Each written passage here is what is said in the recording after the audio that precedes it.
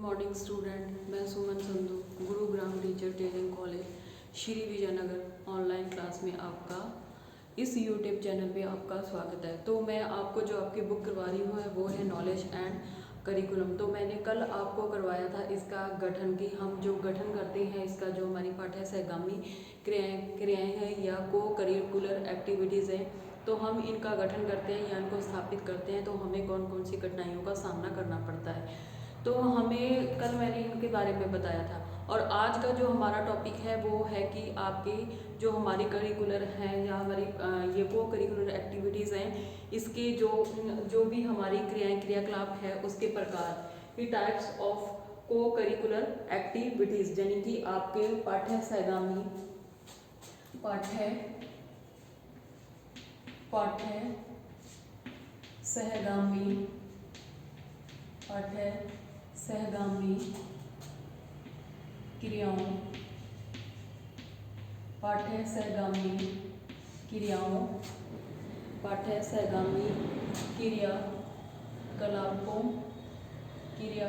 क्रियाकलापों के प्रकार, टाइप्स ऑफ को करिकुलर एक्टिविटीज़, क्रियाकलापों के प्रकार कि ये हमारे जो को करिकुलर एक्टिविटीज़ हैं ये कितने प्रकार की हैं, इसके कितने टाइप हैं। तो इसमें देखो आपका सबसे पहला है वो है साहित्यिक क्रियाएं। एक नंबर आपका इसमें है साहित्यिक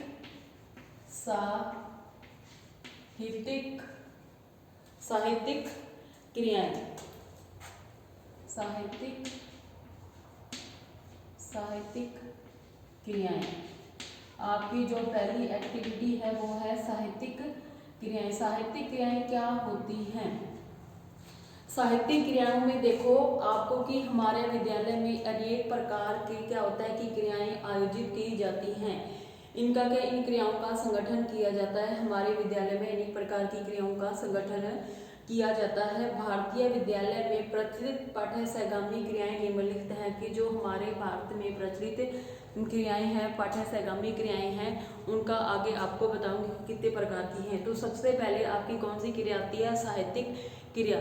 साहित्यिक क्रिया में क्या होता है कि जो हमारी पाठ्य सहगामी क्रियाएं हैं उनमें हमारी जो साहित्यिक क्रियाएं हैं, साहित्यिक क्रियाओं के आयोजन का मुख्य उद्देश्य आत्म प्रकाशन के अवसर देना।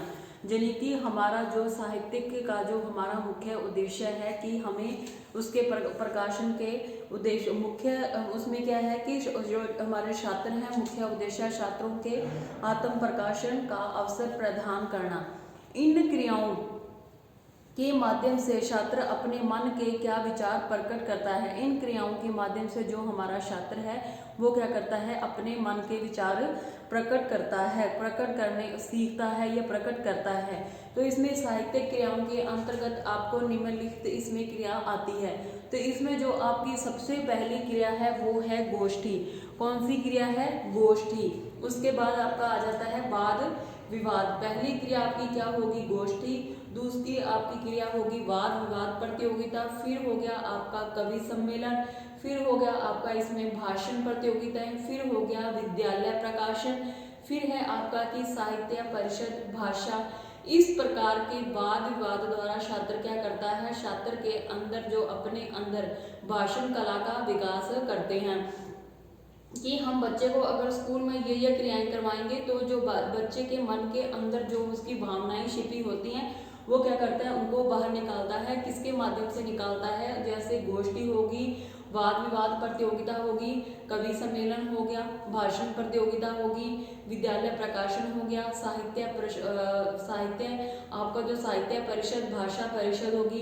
इस प्रकार की वाद विवाद द्वारा छात्र अपने मन के अंदर जो भाषण कला है उसको क्या करता है? बाहर निकालता है। छात्र वाद विवाद द्वारा अपने भावों को क्या करता है? प्रकट करता है कि जो उसके अंदर भाव छिपे हुए होते हैं उन भावों को क्या करता है? वो बाहर निकालता है। किसके माध्यम से? जैसे कि मैंने इस क्रिया में बताया था आपको गोष्ठी क्या है? गोष्ठी। 2 नंबर है आपका वाद विवाद प्रतियोगिता भाषण कला। 3 नंबर आपका हो गया भाषण कला। भाषण कला, विद्यालय प्रकाशन, 5 नंबर आपका है विद्यालय प्रकाशन, विद्यालय प्रकाशन। इन सब क्रियाओं के माध्यम से क्या करता है कि जो बच्चे के अंदर भाव छिपे हुए हैं उनको बाहर निकालता है। कि अगर वो किसी साहित्य के बारे में जानता है तो वो क्या होता है, सीधा न बताकर अपने को क्या करता है, इन क्रियाओं में वो पार्टिसिपेट कर अपने भावों को, छिपे हुए भावों को बाहर निकालता है। उसके बाद उसका अपने अनुभवों को ठीक प्रकार से अभिव्यक्ति देने के लिए विद्यालय पत्रिका महत्वपूर्ण साधन है। जो कि हमारी विद्यालय कि जो भी बच्चे के अंदर भाव छिपे हुए हैं उनको बाहर निकालने के जो हमारा विद्यालय का प्रकाशन है वो क्या है, अति महत्वपूर्ण है। कि हमारी जो विद्यालय की पत्रिका है या प्रकाशन है वो एक अधिक महत्वपूर्ण स्थान उसको प्राप्त है। जो छात्र बोलकर अपने भावों को प्रकट नहीं कर पाते, बोलकर अपने भावों को क्या करते हैं, प्रकट नहीं कर पाते, वो क्या करते हैं, लेखनी के द्वारा आत्म प्रकाशन कर सकते हैं। कि वो लिखकर अपने भावों को क्या करते हैं, प्रकट करते हैं या बताते हैं। विद्यालय पत्रिका द्वारा छात्र लेखन कला सीखता है। लेकिन जो हमारा प्रकाशन है उसके माध्यम से छात्र क्या करता है, लिखने की कला को क्या करता है, सीखता है। देश के लिए लेखक एवं कवियों को उत्पन्न करने में विद्यालय पत्रिका अत्यंत सहायक सिद्ध होती है। यानी कि हमारे देश के जो भी कवि हैं या साहित्यिक हैं उनको बाहर निकालने के लिए हमारा जो विद्यालय का प्रकाशन है वो अधिक महत्वपूर्ण स्थान रखता है। विद्यालय पत्रिकाएं वर्ष में 2 बार निकाली जा सकती हैं। जो हमारी विद्यालय पत्रिका है वो वर्ष में क्या करनी चाहिए, 2 बार हमें निकालनी चाहिए। और संपादक मंडल में शिक्षकों के अतिरिक्त यानी कि जो उसके संपादक है उसको छपवाने वाले होते हैं, जैसे कि आपके शिक्षक हो गए, शिक्षकों के साथ ही क्या करना चाहिए, कुछ बच्चों की भी इसमें ड्यूटी लगानी चाहिए संपादक के रूप में। कि इसमें केवल केवल शिक्षक ही नहीं, छात्र को भी इसमें क्या करना चाहिए, महत्व देना चाहिए। इससे वे संपादन कला की शिक्षा प्रणाली को क्या करता है, सीखता है। इससे वो क्या करता है, भाषा इसकी शिक्षण प्रणाली को सीखता है। किसके प्रकाशन के माध्यम, प्रकाशन जो करवाना है एक संपादक के रूप में भी वो कला को सीखता है। तो ये आपका क्या हो गया, साहित्यिक कला होगी। अब आपका दूसरा है वो है संगीत एवं नाट्य क्रियाएं। 2 नंबर आपका है संगीत एवं नाट्य क्रियाएं। संगीत एवं नाट्य क्रियाएं। नंबर 2 आपका है संगीत एवं नाट्य क्रियाएं। इस प्रकार की जो आपका नाट्य क्रियाएं होती हैं इसमें क्या छात्रों के व्यक्तित्व का क्या होता है, विकास होता है। इस प्रकार की नाट्य क्रियाओं के माध्यम से बच्चे का क्या होता है, व्यक्तित्व का विकास होता है। विकास में क्या करती है, ये बहुत ही सहायक होती हैं। जो हमारी नाट्य क्रियाएं हैं इसमें क्या होता है, नाट्य क्रियाएं छात्रों के व्यक्तित्व के विकास में बहुत ही सहायक होती हैं। इन क्रियाओं के द्वारा छात्रों के आत्माभिव्यक्ति के अवसर की क्या होती है, प्राप्ति होती है। उसमें छात्रों के आत्माभिव्यक्ति के अवसर की प्राप्ति होती है। ये उनकी कल्पना, निर्णय आदि, जो कि बच्चा अपनी कल्पना करता है, अपने दिमाग में सोचता है कि मुझे ये काम करने हैं या ऐसा बनना है, तो उसमें क्या करता है कि उनकी कल्पना होगी, बच्चे का निर्णय हो गया, आदि शक्तियों के विकास में क्या होता है, सहायक होता है। कौन, हमारी जो पाठ्यक्रम में जो हमारी करिकुलर एक्टिविटीज हैं उसमें कौन कौन सी, संगीत एवं नाट्य कला इस सहायक होती है। इन क्रियाओं के माध्यम से छात्र ज्ञान की प्राप्ति करता है। इन क्रियाओं, कौन सी क्रियाओं के माध्यम से, नाट्य क्रियाओं के माध्यम से बच्चा क्या करता है, अपनी क्रियाओं के माध्यम से छात्र ज्ञान की प्राप्ति करता है। और ये बालकों के मूल प्रवृत्तियां, यानी कि जो उसके अंदर प्रवृत्तियां, मूल प्रवृत्तियां छिपी हुई हैं उनका क्या शोधन करके उनको बाहर निकालती हैं। कौन सी क्रियाएं, हमारी को करिकुलर एक्टिविटीज, पाठ्य सहगामी क्रियाएं। नाटक के निर्देशन का कार्य अध्यापक को ही करना चाहिए। कि हमें जो नाटक हम कर रहे हैं उसके निर्देशक के रूप में किसको कार्य करना चाहिए, शिक्षक को ही कार्य करना चाहिए, जो भी हम नाटक बच्चों को करवा रहे हैं। तो इसमें क्या है कि नाटक निर्देशन कार्य अध्यापक को ही करना चाहिए। नाटक क्या होना चाहिए, शिक्षाप्रद होना चाहिए, यानी कि हम जो नाटक बच्चों से करवा रहे हैं उससे क्या होना चाहिए कि वो शिक्षाप्रद, यानी कि हमें उससे कुछ शिक्षा मिल सके, यानी कि जो बच्चे इस नाटक को देखते हैं तो वो इस नाटक को देखकर कुछ शिक्षा प्राप्त कर लें। कि जो भी हम जैसे नशा मुक्ति केंद्र से हो गया, या पर्यावरण से संबंधित कोई नाटक हो गया, या दहेज संबंधी नाटक हो गया, या कन्या भ्रूण हत्या से संबंधित कोई नाटक हो गया, धूम्रपान से संबंधित कोई नाटक हो गया, तो ऐसे नाटक हमें क्या करना चाहिए, शिक्षक के निर्देशन में करने चाहिए। और ऐसे नाटक होने चाहिए जिससे कि वो दूसरे देखने वाले बच्चों को क्या हो, उससे शिक्षा मिल सके।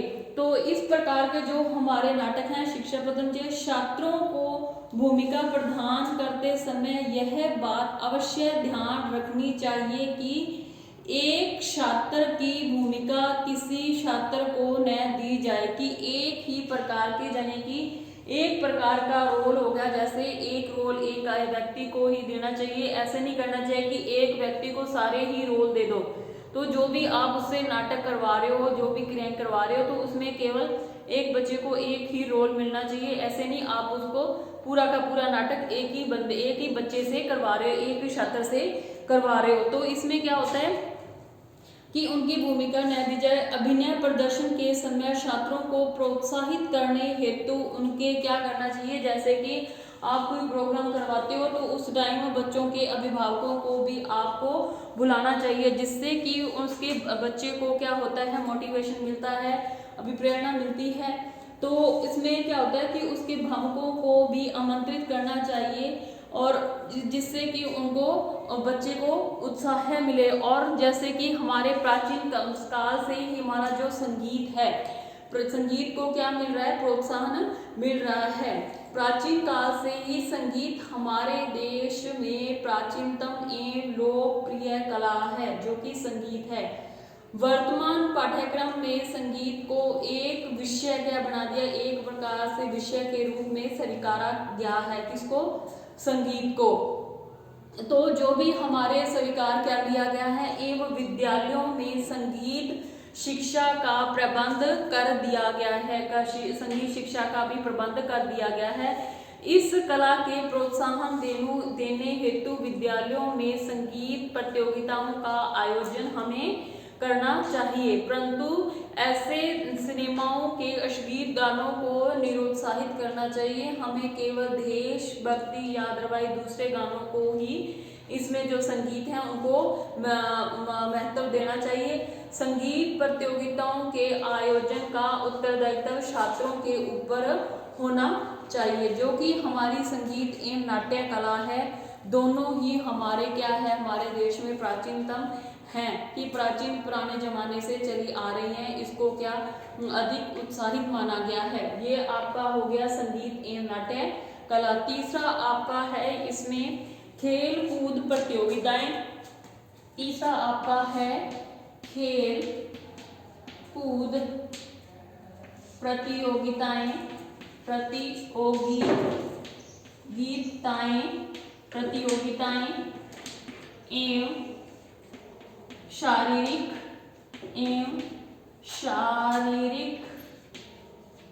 स्वास्थ्य कि जो हमारा तीसरी को करिकुलर एक्टिविटीज है वो क्या है, खेल कूद प्रतियोगिताएं एवं शारीरिक स्वास्थ्य। कि जो हमारी खेल कूद है, जैसे कि हमारे गेम्स वगैरह हो गए, खेल कूद हो गए, खेल कूद बालक के व्यक्तित्व का क्या करते हैं, विकास में बहुत ही महत्व है। जो हमारी खेल कूद है वो बच्चे के व्यक्तित्व के विकास में बहुत ही सहायक है। खेल कूद द्वारा छात्रों में स्वास्थ्य का विकास किया जाता है।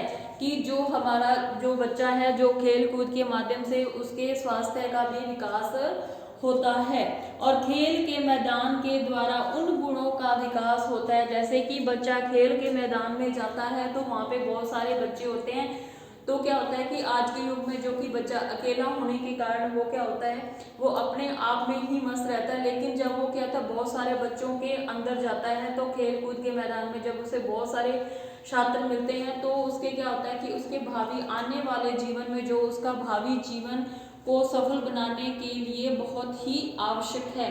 इनके द्वारा छात्रों में क्या होता है, टीम की भावना को, शीघ्रता से निर्णय लेने की क्षमता, तत्परता, कार्य के प्रति उत्साह, नेतृत्व और आदि का भाग लेने भावना और का सहयोग आदि गुणों का क्या होता है, विकास होता है। किसके माध्यम से, खेल कूद के माध्यम से।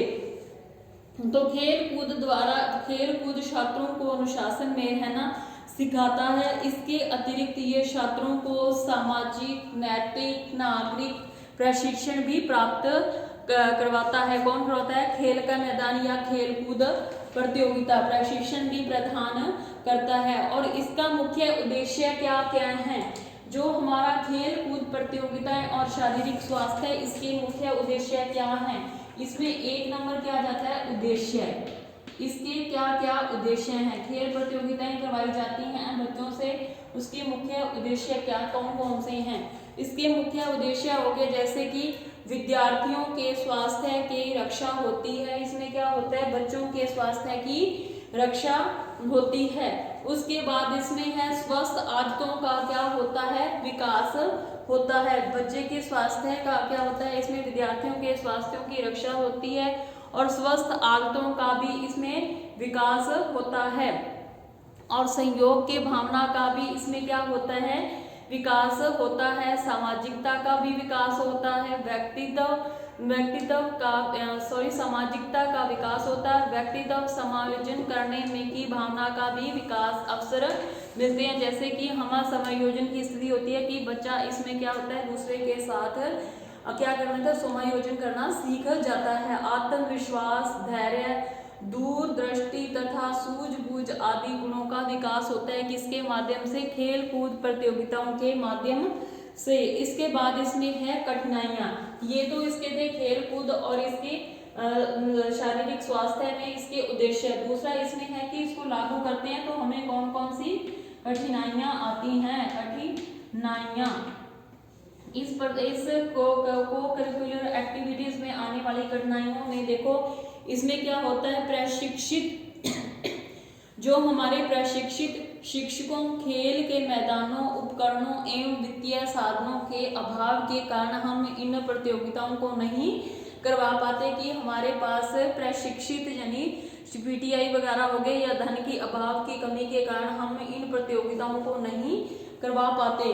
उसके बाद है समय चक्र में अपेक्षित समय एवं विद्यार्थी, शिक्षक, प्रशासक तथा अभिभावकों का खेल कूद की रुचि में अभाव होना। कि कई शिक्षक ऐसे होते हैं या टीचर्स या प्रधानाध्यापक ऐसे होते हैं, जो मैंने आपको पहले बताया था कि वो शिक्षा को ही अधिक महत्व देते हैं, जो हमारे सब्जेक्ट हैं उनको ही अधिक महत्व देते हैं, लेकिन जो हमारी स्कूल का टाइम टेबल होता है या समय सारणी होती है उसमें इसको जो हमारी ऐसी प्रतियोगिताएं होती हैं उनको शामिल नहीं करवाया जाता। और कई अभिभावक जैसे कि पेरेंट्स होते हैं, उनकी भी रुचि खेल कूद में अधिक नहीं होने से वो केवल अपने बच्चे से यही आशा रखते हैं कि बच्चा हमारा पढ़ाई की तरफ ध्यान दे, अदर एक्टिविटी में वो पार्टिसिपेट न करे। और कुछ विद्यालयों में मैंने कल बताया था कि कुछ विद्यालयों में जो ये प्रतियोगिताएं हैं बिल्कुल क्या की जाती है, जो हमारा सत्र समाप्त होने वाला होता है तब करवाई जाती हैं। या इसमें क्या होता है कि बच्चे की परीक्षा उस टाइम क्या होता है कि बच्चों की परीक्षा भी पास में आने वाली होती है, तो इस प्रकार बच्चा क्या करना, उन प्रतियोगिताओं में शामिल ना होकर वो अपनी पढ़ाई की तरफ ध्यान देता है, तो भी हम जो हमें इसको स्थापित करने में कठिनाइयां आती हैं। उसके बाद इसमें पूर्ण वित्तीय सुविधा उपलब्ध न होना। और जो हमारा पूर्ण वित्तीय सुविधा जो हमारे प्राइवेट सेक्टर हैं वो इसको क्या केवल धन की प्राप्ति ही समझते हैं, इन क्रियाओं को करिकुलर एक्टिविटीज को। उसके बाद आपका जैसे इसमें हो गया कि वित्तीय पूर्ण उपलब्ध नहीं थे, विद्यालय समय चक्कर खेल कूद अपेक्षित समय न होना। की जो हमारे स्कूल कॉलेज है उनके पास पूर्ण नए टाइम होने पर शिक्षकों पर क्या होता है, कार्यभार अधिक होने के कारण भी शिक्षक इसमें क्या करते हैं, रुचि नहीं लेते, वे केवल अपने कार्य पर ही पूर्ण ध्यान देते हैं। इस कारण भी हम जो हमारी को करिकुलर एक्टिविटीज है उनका आयोजन नहीं कर पाते। तो इसके बाद आपका इसमें आ जाता है, एक तो इसके हो गया उद्देश्य, दूसरा इसकी होगी कठिनाइयां, तीसरा हो गया इसमें ध्यान रखने संबंधी बातें, ध्यान रखने। तीसरा इसमें है कि हमें किन किन बातों को ध्यान रखने संबंधी ध्यान रखने संबंधी बातें कि हम जो एक्टिविटीज करवा रहे हैं तो हमें उस टाइम की इन बातों को ध्यान में रखना है। को करिकुलर एक्टिविटीज करवाते समय इसमें सबसे पहले है कि खेल के नियमित आयोजन उपकरणों आदि के लिए राज्य एवं केंद्र सरकारों द्वारा वित्तीय सुविधा उपलब्ध करवानी चाहिए। यानी कि जो हमारे केंद्र सेंटर होगी या राज्य स्तर पर जो हमारी जो सरकार है उनको क्या करना चाहिए, वित्तीय साधन हमें वित्तीय उपलब्ध करवाने चाहिए। जबकि जो भी हम खेल कूद प्रतियोगिताएं करवाते हैं तो उसमें हमारा जो धन व्यय होता है उसका खर्च किसको, हमारी केंद्र सरकार या राज्य सरकार को उठाना चाहिए। जो भी हम उपकरण वगैरह इसमें चाहिए होते हैं तो इसका पूरा जो हमारा खर्च होता है वो इन राज्य और केंद्र सरकारों को उठाना चाहिए। उसके बाद इसमें आता है कि अच्छे खिलाड़ियों को क्या होती है, उत्प्रेरणा मिलती है। यानी कि जो बच्चे खेलना चाहते हैं अगर हम उनको गेम्स वगैरह स्कूल में करवाएंगे तो उससे क्या होता है, उन बच्चों को क्या मिलती है, प्रेरणा मिलती है, वो आगे से आगे बढ़ने की कोशिश करते हैं। उसके बाद है खेल के मैदानों तथा इंडोर खेलों, खेल के मैदान जैसे खेल के बड़े मैदानों के इंडोर, कॉलेज के अंदर या स्कूल के अंदर वाला इंडोर के लिए भी व्यवस्थाएं होनी चाहिए। उसके बाद प्रशिक्षित शिक्षक यानी कि आपके स्कूल कॉलेज में पीटीआई भी होना चाहिए इन प्रतियोगिताओं करवाने के लिए। और खेलों में विविधता, हमें केवल एक ही खेल का आयोजन नहीं करवा के हमें विभिन्न प्रकार के खेलों का आयोजन करना चाहिए। जैसे कि हमें केवल बच्चों को क्रिकेट ही नहीं बल्कि जैसे हॉकी होगी, फुटबॉल होगी, खो खो होगी, कबड्डी होगी, फुटबॉल हो गया, आदि गेम्स करवाने चाहिए। कि जो हमारे खेल प्रतियोगिता है उसमें क्या होती है, विविधता रखनी चाहिए कि हर बच्चे की अपनी अपनी रुचि और आवश्यकता के अनुसार बच्चे क्या करते हैं, गेम्स का चुनाव करते हैं। उसमें यही नहीं होता कि आपको सिर्फ एक ही गेम में पार्टिसिपेट करना है अदरवाइज दूसरे में नहीं करना। तो हमें क्या करना है कि सभी तरह के खेलों का आयोजन करना चाहिए, खेलों में विविधता होनी चाहिए जो भी हम खेल करवा रहे हैं। उसके बाद है छात्रों के लिए अलग जो हमारे छात्राएं होती हैं, जैसे कि कई स्कूलों में होता है कि कोएड होता है तो उसमें छात्र छात्राएं एक साथ पढ़ते हैं, लेकिन जो हमारी छात्राएं होती हैं उनके लिए खेल का मैदान क्या होना चाहिए, अलग से उनके खेलने की सुविधा होनी चाहिए। और विद्यालय के समय चक्कर जो हमारा टाइम टेबल है उनमें भी जो हमारे खेल कूद हैं उनको स्थान मिलना चाहिए, तभी हम क्या करते हैं, इनको आयोजित कर सकते हैं। तो मैंने आज आपको करवाया था कि क्रियाकलाप आपके जैसे पाठ्य सहगामी क्रियाएं हैं उनके बारे में करवाया था कि उनके प्रकार करवाए थे। तो उसमें देखो मैंने इसमें सबसे पहले जो हमारे को करिकुलर एक्टिविटीज हैं उनके बारे में करवाया था। तो इसमें देखो जो हमारी पहली क्रिया थी वो थी साहित्यिक क्रियाएं। कौन सी क्रियाएं थी, साहित्यिक क्रियाएं। इन क्रियाओं के माध्यम से क्या होता है कि साहित्यिक क्रियाओं का आयोजन मुख्य उद्देश्य छात्रों के आत्म प्रकाशन के अवसर देना। कि कई बच्चे क्या होते हैं अपने भावों को, जो उसके मन के विचार होते हैं उनको वो क्या करते हैं बोलकर नहीं बताते, अपने विचारों भावों को बाहर नहीं निकालते, वो उसको लिखित रूप में बताते हैं। तो इस प्रकार हमें हमारे जो स्कूल कॉलेज हैं उन्हें क्या करना चाहिए, समय समय पर अपने स्कूल का जो प्रकाशन करवाना चाहिए, प्रकाशन पत्रिका निकालनी चाहिए। साल में 2 बार प्रकाशन पत्रिका का आयोजन करवाना चाहिए। तो इसमें देखो जो आप प्रतियोगिताएं करवाएंगे वो कौन कौन सी हैं, वो हैं जैसे आपकी गोष्ठी होगी, वाद विवाद हो गया, कवि सम्मेलन हो गया, भाषण प्रतियोगिताएं होगी, विद्यालय प्रकाशन हो गया, साहित्य परिषद, भाषा परिषद आदि। इस प्रकार के वाद विवाद द्वारा छात्र अपने अंदर जो भाषण की कला छिपी होती है उसको क्या करते हैं, बाहर निकालते हैं। 2 नंबर मैंने आपको करवाया था संगीत एवं नाट्य क्रियाएं। कौन सी करवाई थी आपको, संगीत एवं नाट्य क्रियाएं। संगीत एवं नाट्य क्रियाओं में देखो आपका जो नाट्य क्रियाएं हैं उसमें क्या होता है कि नाट्य क्रियाएं छात्रों के व्यक्तित्व का क्या करती हैं, विकास में बहुत ही सहायक होती हैं। नाट्य क्रियाएं बच्चे के व्यक्तित्व के विकास में बहुत सहायक होती हैं। इन क्रियाओं के द्वारा छात्रों में आत्माभिव्यक्ति के क्या मिलते हैं, उसको अवसर प्राप्त होते हैं। ये उनकी कल्पना निर्णय आदि शक्तियों के विकास में क्या होती हैं, सहायक होती हैं। इन क्रियाओं के माध्यम से छात्र क्या करता है, ज्ञान की प्राप्ति करता है। ये बालकों की मूल प्रवृत्तियां होती हैं के शोधन में भी अधिक सहायक होता है। संगीत हमारे देश में क्या होता है, ये तो आपका हो गया नाटक करवाते समय हमें क्या करना चाहिए, अभिभावकों को भी बुलाना चाहिए, इससे क्या बच्चे को मोटिवेट होते हैं, प्रोत्साहित होते हैं। और जो संगीत है हमारा वो प्राचीन काल से ही हमारे देश में चला आ रहा है, लोकप्रिय माना जाता है। वर्तमान समय में हमारे पाठ्यक्रम में संगीत को एक विषय के रूप में क्या किया गया है, स्वीकार कर लिया गया है।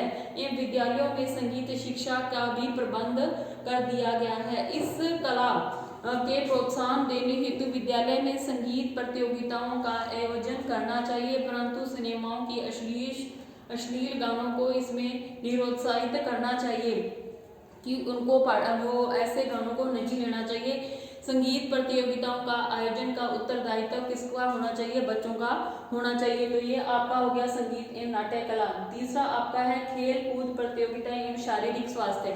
इस प्रकार की क्रियाएं होती हैं। खेल कूद प्रतियोगिता का बालक के व्यक्तित्व विकास में बहुत ही सहायक होता है। खेल कूद द्वारा छात्रों में स्वास्थ्य का विकास होता है। खेल के मैदान द्वारा उन गुणों का विकास होता है जो कि उसके भावी आने वाले टाइम जो उसका जीवन है, भावी जीवन को सफल बनाने के लिए यह बहुत ही आवश्यक है।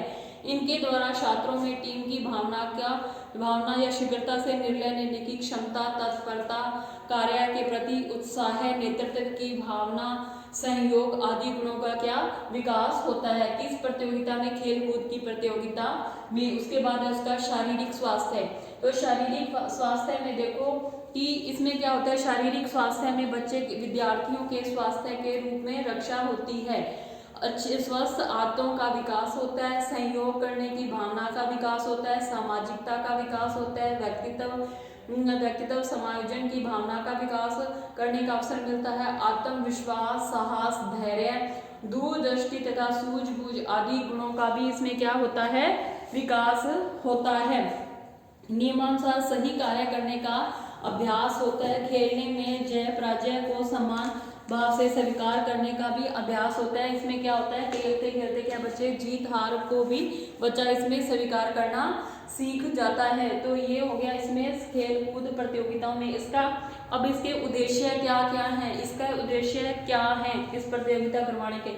इसका मुख्य उद्देश्य तो ये देखो मैंने क्या था, विद्यार्थियों की रक्षा के लिए हो गया। इसके बाद है इसको आयोजित करने में हमें जो कठिनाइयां आ रही हैं वो है प्रशिक्षित शिक्षकों, खेल के मैदानों, उपकरणों, वित्तीय साधनों का क्या अभाव के कारण हम इन प्रतियोगिताओं को नहीं करवा पाते। उसके बाद है समय चक्र में अपेक्षित समय एवं विद्यार्थी, शिक्षक, प्रशासक तथा अभिभावकों का खेल कूद की रुचि में अभाव होता है कि हमारे जो प्रधानाध्यापक होते हैं या हमारे शिक्षक होते हैं या अभिभावक क्या करते हैं, प्रतियोगिताओं में इंटरेस्ट नहीं लेते। उसके बाद पूर्ण वित्तीय सुविधा उपलब्ध न होना, फिर विद्यालय समय चक्कर, खेल कूद अपेक्षित समय न होना। तो अब ये तो इसमें आती हैं कठिनाइयां इन प्रतियोगिताओं करवाने में। अब है हमें इन प्रतियोगिताओं को करवाते समय किन बातों का ध्यान रखना चाहिए। तो नंबर 1 है इसमें कि खेल के नियमित आयोजन, उपकरणों आदि के लिए राज्य एवं केंद्र सरकारों की वित्तीय सुविधाओं को क्या करनी चाहिए, प्रदान करनी चाहिए। उसके बाद आपका आता है अच्छे खिलाड़ियों को क्या होती है, इससे उत्प्रेरणा मिलती है। खेल के मैदान तथा इंडोर खेलों आदि के लिए भी व्यवस्थाएं होनी चाहिए, यानी कि खेल का मैदान और कॉलेज के स्कूल के अंदर भी गेम्स करवाने की हमारे पास सुविधा होनी चाहिए। इंडोर गेम्स हो जाते हैं जैसे रैकेट हो गया, बैडमिंटन हो गया, ऐसी प्रतियोगिताएं कराने की भी हमारे जो स्कूल कॉलेज अंदर उसके अंदर व्यवस्थाएं होनी चाहिए। और प्रशिक्षित शिक्षक होने चाहिए हमारे पास। और खेलों में भी अलग अलग प्रकार के खेलों का आयोजन करना चाहिए। और छात्रों को, जो हमारी छात्राएं हैं उनके लिए खेल की सुविधा अलग से होनी चाहिए। और विद्यालय समय चक्र में इन खेल कूद, जो हमारे खेल कूद हैं जो उसमें हमारी समय सारणी में इनको क्या करना चाहिए, इनमें स्थान देना चाहिए कि हमारे स्कूल कॉलेज में खेलने का कोई एक पीरियड सेट होना चाहिए, कालांश को भी इसमें रखना चाहिए। तो आज मैंने आपको करवाया है को करिकुलर एक्टिविटीज, टाइप्स ऑफ को करिकुलर एक्टिविटीज, यानी कि जो हमारी पाठ्य सहगामी क्रियाकलाप हैं उनको क्या करवाया है, उसमें प्रकार करवाए हैं। आज मैंने आपको केवल 3 ही प्रकार करवाए हैं। कौन कौन से? पहला था आपका साहित्यिक, दूसरा था संगीत एवं नाटक और तीसरा था आपका खेलकूद। जो